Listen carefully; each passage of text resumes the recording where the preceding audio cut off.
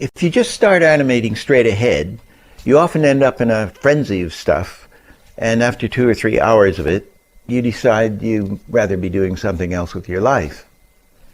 Over the years, the great animators developed a solid working approach, a method as how to go about it, so that you don't get all tangled up in drawings, or in the case of the computer, you end up where you really didn't want to be. So where do we start? What do we do first? Then what do you do? And what do you do after that? And after that? We'll take a basic walk, a mundane walk, something without much character to it, and we'll begin to block it out. We'll start with the key positions and then the extreme positions.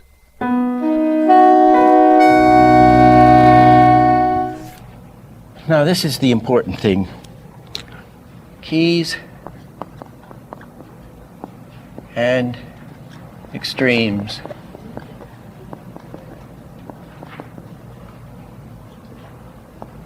I'm going to circle the keys.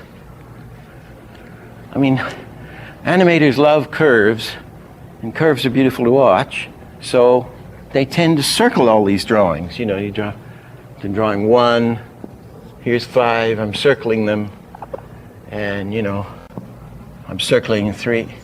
I had a Polish animator once, Stepan. He would go down the page.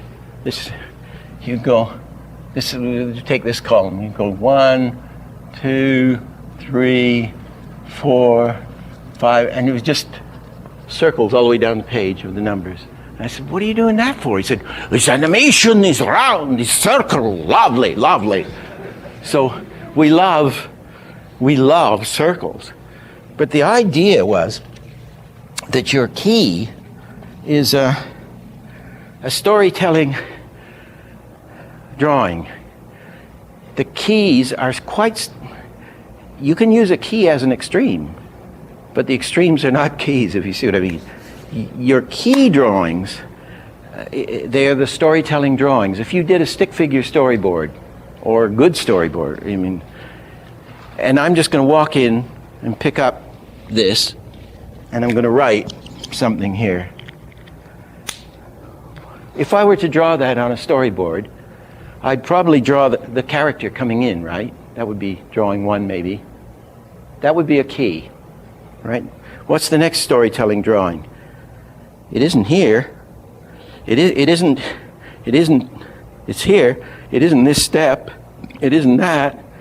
It's this. It's touching the contact drawing, like storytelling drawing. Key, key, key. It's probably at the end of having written something. That's how to think about it. What are your keys? You can then film them, or if your positions in the computer, here's the creature, or whatever. He does this, and he does that. 3 key positions, and you circle them. Now with our with the graphic animation, you would draw. You might figure it out in little tiny drawings, those keys, and then you do a decent drawing of the character. You do your first position. You get a nice drawing of this guy here. And then you get a nice drawing here, and a nice drawing there. You've already got your 3 storytelling things. You can film them on the video. The director will know what's happening. You can see the timing crudely from those 3, and you've got confidence. The extremes will be, what are the next important drawings? We've got this key. Obviously, the next thing I'm going to do to draw, having gotten these 3 fence posts or supports or pillars, is this step. He's going to go here, right? That, and we're going to call this the contact drawing, not where the foot is down, and certainly not when it's down here taking the weight. It's going to be key, extreme where the the heel contacts the ground, or if maybe the thing contacts it all at once, the whole foot, but for sake of argument, where it contacts, that's your next important drawing, right? The next one, the next extreme is going to be that drawing, where I contact the next foot. And I would say maybe, I think, did I do that? If I lifted my pants slightly so as not to stretch them, I think I did that inadvertently, you know. Okay, so key, contact, which is an extreme, contact, which is an extreme, that's an extreme. Then the next one would be the contact, just where the fingers are touching. And then there might be an interesting, passing position in here, I'm not sure. But it would be the start of the writing and then the end. And those would be your extremes.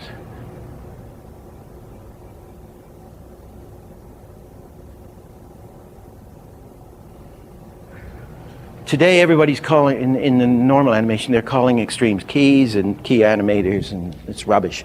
Milt Kahl was the key animator, and he did the key scenes first. That was the true version. And when I finally got to see him work a lot, I'd say, why did you circle that drawing? He said, oh, that's my key drawing. I said, what do you mean? He said, well, that's the drawing I'm working on. That's the important drawing. I remember I went into Frank Thomas one day, and they were working on the Aristocats. And he's drawing this cat up a tree, smiling, chatting up the lady, sort of like this, I don't know, like this, up in a tree. And he's singing this song, and he's chatting up the lady cat down here. And he said, God, I've been on this goddamn drawing all day. I mean, oh geez, I can't get it right. You know, I'm having a terrible job. And I said, he's having a terrible job doing one drawing? God, how's he ever going to get any work out? You know, if he's spending all day doing one drawing, or all afternoon. And later, I realized, of course, what he's doing is he's doing the key. That's the important drawing in the scene for him, and he was working in and out of it. You know, he's going to use that, he's going to bring into that drawing, he's going to stay there and do his performance based around that drawing. So that is a vital drawing. He has to get it right.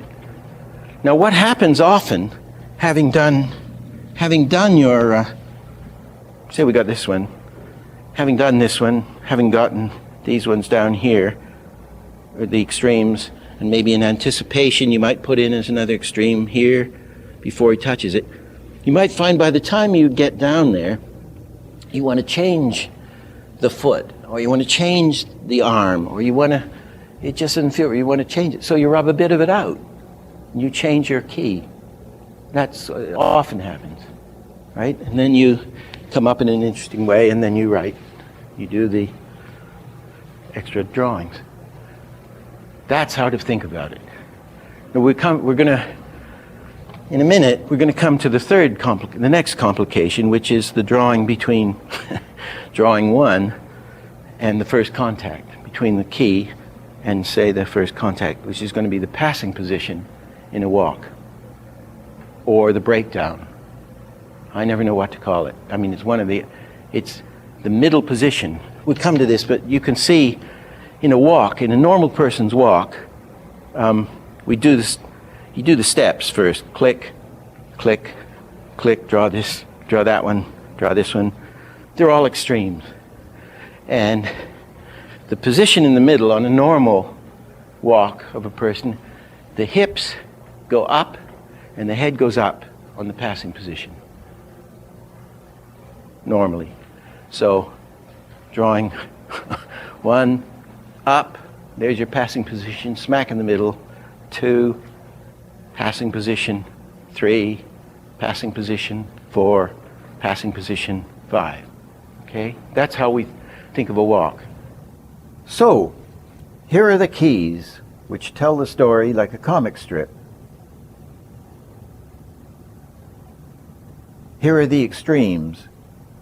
Most of them are contacts. Now, break the scene down into middle positions, called the passing positions or breakdowns. Then we add our in-betweens, and we've done the scene.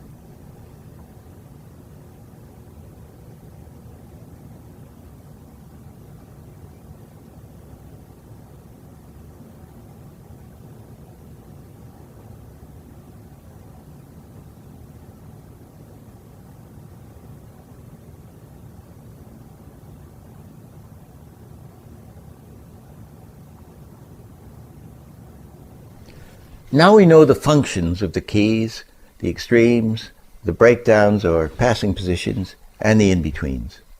And we've got everything in order.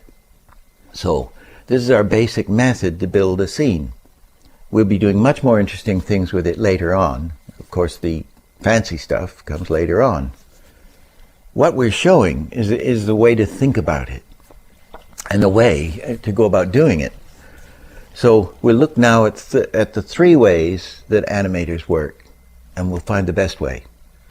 First is the straight ahead method. Three ways to animate.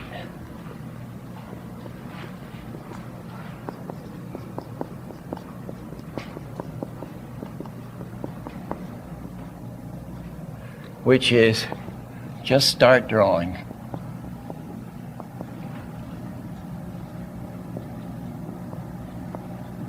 Like a kid in the corner of the math book. And you just get your paper and you think what you're going to do, take a deep breath and start.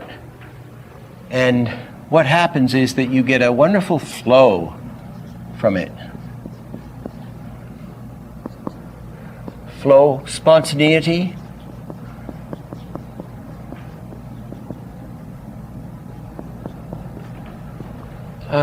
Things occur.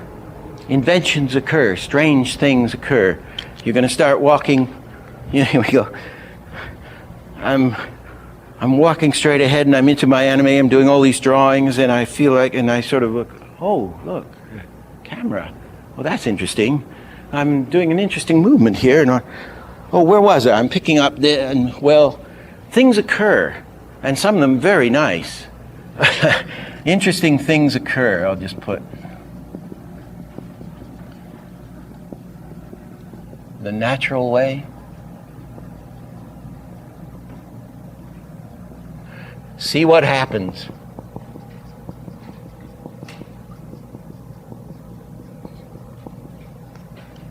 It's fun. It's fun.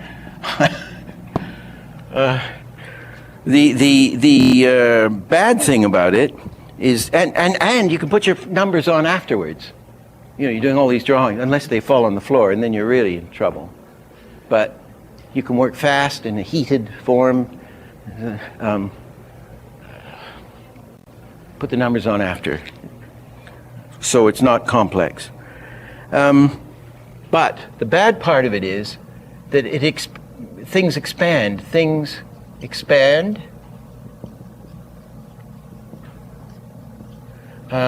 We lose the point of the scene. Tendency to lose the point of the scene. And sizes change dramatically. You know, you're animating a creature that's this size, and as you're in the heat of creativity, he ends up about this size, only you're trying to walk him on a straight plane.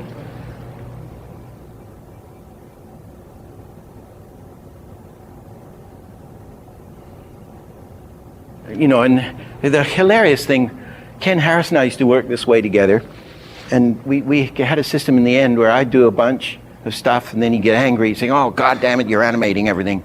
So I'd get up, and then he'd do it, and then he'd say, "Oh, I need some drawings here." So I'd sit down, and we would go straight ahead, kind of. And my character, because of the way he was a modest man, everything would get smaller and smaller, and I would take over and everything would get bigger and bigger. So, and then you'd run the scene and it would be changing violently. It didn't seem to matter, and we have to clean it all up after, fix it up after. But, so,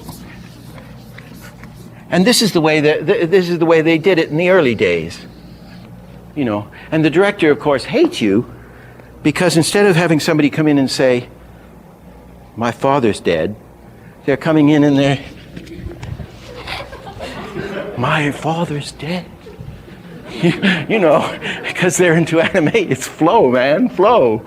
See, so the next method that they worked out, and this was right around Three Little Pigs, 1933, was the pose-to-pose method.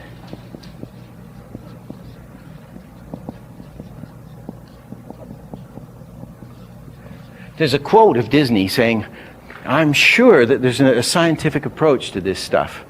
And they sure went at it in a scientific way. They certainly went at it in a very practical way, test everything, and figured this out, which is the pose-to-pose using key drawings.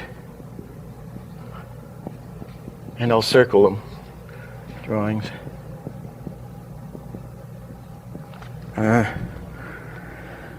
And this gave you the pro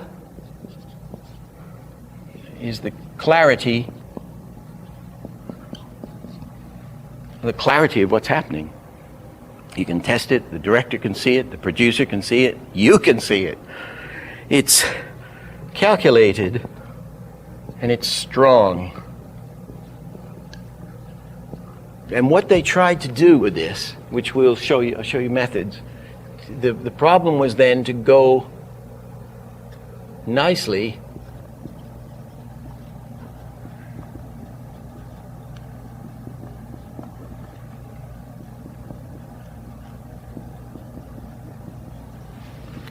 so if we got a happy fellow, oh no, let's say he's sad and he's going to go to happy, where do we go in the middle to go nicely from one to the other? See what I mean? But you know where the hell you are, you know how long the scene is, and you're doing your job. I mean, you're fulfilling the function of the scene, and it's also very easy to assist. Easy. The producer loves you because you can put charts on it, and have the assistant, have other people do the work, a lot of the work. And it doesn't strain the milk of the, say you have one good animator who's got to cover a lot of territory, he can do some rather nice drawings or clear positions, and everybody else can, with indications, however you do it, everybody else can then slave away carrying it through. So that became, for quite a while, the method they used. Oh, I haven't put the contrary. The con is loss of flow and loss of spontaneity. The studio's making money, the stuff is working, but it just doesn't have the zing. 3. The best method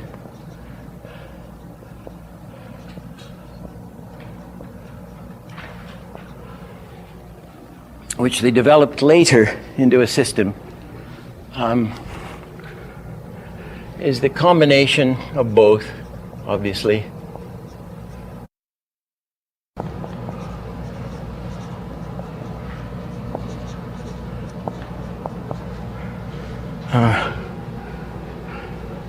Straight ahead.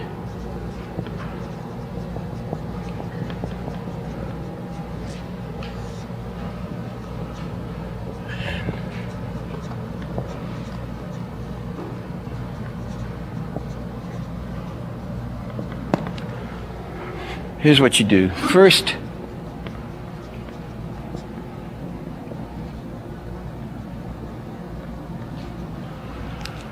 Those are Planet Small thumbnail drawings. Do they still call that thumbnail drawings? Little drawings where you don't have to spend much time. I used to take my little drawings, and of course, as you know, in the crummy little drawing, or in the little rough drawing, you have somehow the human aesthetic built into us, gets the shape of everything real clear. And you blow it up, and then I just try to do a nice drawing on top of this thing.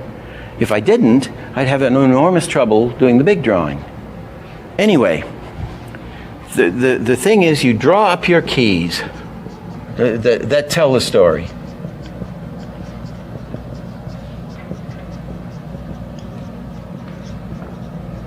And they usually are the storyboard drawings.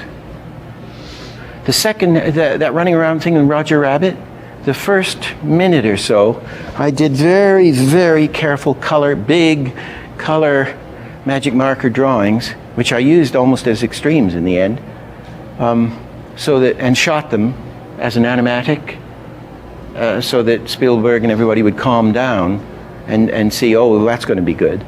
Then we just had thumbnail scribbles for all the running around stuff in the kitchen.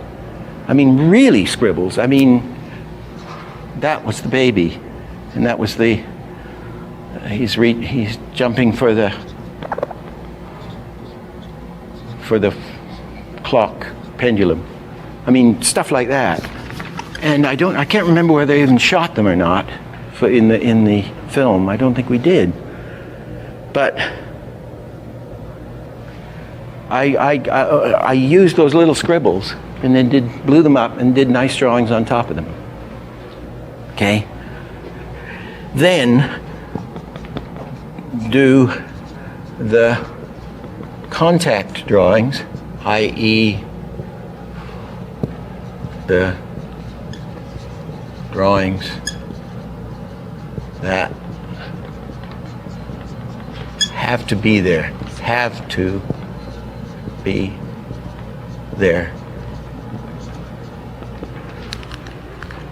If it's a drawing where I'm coming in here and I'm going to push this forward, I wouldn't do it where it's gripped.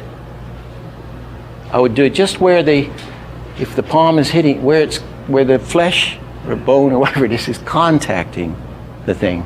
That drawing is going to have to be there, right? And then it's going to push. That's another contact. I mean, that's another extreme. That's another extreme. Okay? And you can test those. You can test that. Click, click, click, click, click, push. You can test it out and see how the timing is, how it is, and you got your structure. Having done that, we've now got the best of the pose-to-pose method. It's clear and Then do several straight-ahead runs.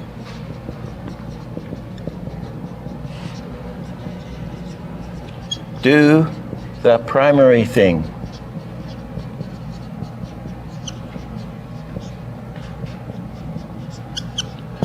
The main thing, and get it right, real right. You could say that all the Warner Brothers cartoons, nearly all of them, the really funny ones and good ones, are with Ken's stuff. He just got the primary thing right on the Coyote or Bugs Bunny. There wasn't drapery or fur or tail following or wind blowing. I mean, it was always just clump, the main things that are going to set up the gag and tell the gag and tell it clear. And they get that really right, real right. It was the Disney guys who would get the main thing really right, and then add all this other stuff, which would create the believability and allow you to watch a thing for 100 minutes instead of a 8-minute short. So the primary thing would be, I would say, the passing position. here, all the important things. The little anticipate here, pulling it up here, maybe that, maybe this, dump, dump, right? We've got, get it right. Now, you can also have, and I might, before you do that, I'll just put a question in. Break it down roughly. To put in before, roughly. So I'm talking about putting in passing, i.e. passing positions. This is a refinement, but this is what I do a lot. Now we got all these drawings. Then take drawing one and then do a straight ahead run on what's happening. You've got your fence posts, but you're running between fence post 1 and fence post 2, your next extreme. You go straight ahead with the hips, say. Everything's from the hips practically, isn't it? Dancers always start putting from the hips theory. You do your run on the hips, right? And then you do a run on the hips, carrying it through, and you run right through the scene with the hips. You might say, okay, I've got to get the head right. No, maybe it's the shoulders next, or the arms. And we're going to run right through the scene with the shoulders. Where am I going to put the shoulders? Then we're going to do another run through the scene with the head, straight ahead run. Then we're going to do another run with the hair. Say it's a guy with a ponytail, or it's a woman with longer hair, or a guy with longer hair. That's going to be the last thing you might do. If it was a dog, the tail would be the last thing you do. So, here are the keys which tell the story like a comic strip. Here are the extremes. Most of them are contacts. Now that we have our building blocks in place, we'll do straight ahead runs on top of our pose to pose. Okay? Now let's give them the wobble head.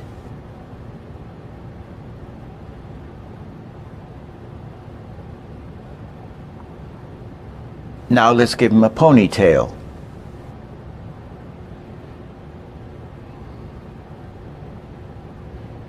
Next, let's add some drapery, say a scarf.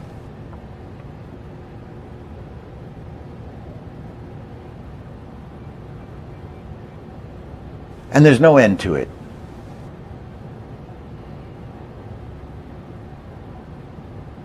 So you break it down so that you don't have to break your brain trying to do everything at once. And it's kind of a calculated, you get a calculated building mechanism to fit in these keys and extremes in a cold-blooded fashion. And you don't even need to number the drawings particularly, maybe the keys or something. And then you do these straight ahead runs in different colors, however you do it. Separate, and you get this wonderful flow which is sitting on a real nice structure, right? The director still loves you, the producer loves you. Time's running out because you're doing a lot of work, but you get a really wonderful result. You get a beautiful flow and a structure at the same time. And this is the method that Mill and Frank and all, they don't tell you this particularly, I don't think. It came later. I mean, there was an animator at Disney who was a very good animator, who when he did a Pluto or something, he would have the whole scene, he'd do this, he'd have the whole scene finished, cleaned up, tested, with no tail. And then he'd just sit down with the finished drawings and put the tail in, working straight ahead. That shows you, you see, he's going to get a much better effect than if he's trying to figure out, where's the tail on this drawing, where's the tail on that, where's the tail, you know. I mean, and you just wear yourself out and you think, well, I won't do much with it. But if I'm going straight ahead later, I'm going to do nice things with it. These are guidelines, you know, this is what I would say, this is the way to think about it. You might want to do just a straight ahead thing, or you might want to really lock yourself down into poses, but they figured out this wonderful combination, which seems obvious now, but it's just wonderful. It just absolutely frees you, because you're secure at the same time that you're being the natural way. Combination.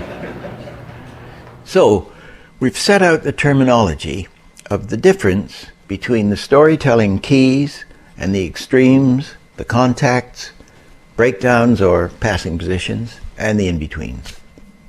We've shown the three ways to animate: the straight ahead, natural way, and the pose-to-pose calculated way, and the best way, the combination of both.